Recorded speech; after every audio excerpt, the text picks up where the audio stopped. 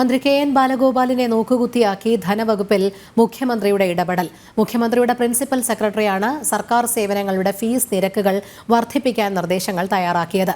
ക്ഷേമ പദ്ധതികളുടെ കുടിശ്ശിക നിവാരണം അടക്കമുള്ള മുഖ്യമന്ത്രിയുടെ പ്രഖ്യാപനത്തിന് പുറമെ ഉത്തരവും ഇറങ്ങി. നിരക്ക് വർധനവിന്റെ ഫയൽ ക്യാബിനറ്റ് പരിഗണനയ്ക്ക് എത്തിച്ചത് മുഖ്യമന്ത്രി നേരിട്ട്. വാർത്ത ആദ്യം പുറത്തുവിട്ടത് ജനം TV. സർക്കാർ സേവനങ്ങളുടെ യൂസർ ഫീ വർധനവ് കുത്തനെ കൂട്ടിയ വാർത്ത ജനം TV പുറത്തുവിട്ടിരുന്നു. ഇതിന് പിന്നാലെയാണ് ധനമന്ത്രിയെ നോക്കുകുത്തിയാക്കിയ മുഖ്യമന്ത്രിയുടെ കൈകടത്തലുകളെ കുറിച്ചുള്ള വാർത്തകൾ പുറത്തുവരുന്നത്.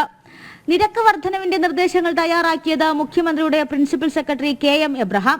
നിരക്ക് വർധനവിന്റെ ഫയൽ മന്ത്രിസഭയുടെ പരിഗണനയിൽ എത്തിച്ചതും മുഖ്യമന്ത്രി നേരിട്ട്. മുഖ്യമന്ത്രിയുടെ പ്രഖ്യാപനങ്ങൾക്ക് പണമില്ല എന്ന സത്യമറിഞ്ഞിട്ടും ധനവകുപ്പ് മൗനം തുടരുമ്പോഴാണ് നിർദ്ദേശങ്ങൾ നടപ്പിലാക്കാൻ ഉത്തരവിറക്കിയത്.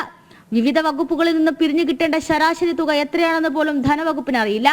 ചട്ടം 300 പ്രകാരം മുഖ്യമന്ത്രി കൈക്കൊണ്ട തീരുമാനങ്ങളുടെ ഉത്തരവാദിത്തം മുഖ്യമന്ത്രിയുടെ ഓഫീസിലേക്കും ചീഫ് സെക്രട്ടറി KM എബ്രഹാമിലേക്കും ചുരുങ്ങുന്നുവെന്നാണ് ആക്ഷേപം. ലോക്സഭാ തെരഞ്ഞെടുപ്പിലെ CPM തോൽവിക്ക് പിന്നാലെ മുൻഗണനാ നയങ്ങളിൽ മാറ്റം വേണമെന്ന ആവശ്യം ശക്തമായി ഉയർന്നിരുന്നു. ക്ഷേമ പെൻഷൻ വിതരണം മുതൽ സർക്കാർ ഉദ്യോഗസ്ഥരുടെ ആനുകൂല്യങ്ങൾ ഉൾപ്പെടെ കുടിശ്ശിക തീർക്കണമെന്നായിരുന്നു മുഖ്യമന്ത്രിയുടെ പ്രഖ്യാപനം.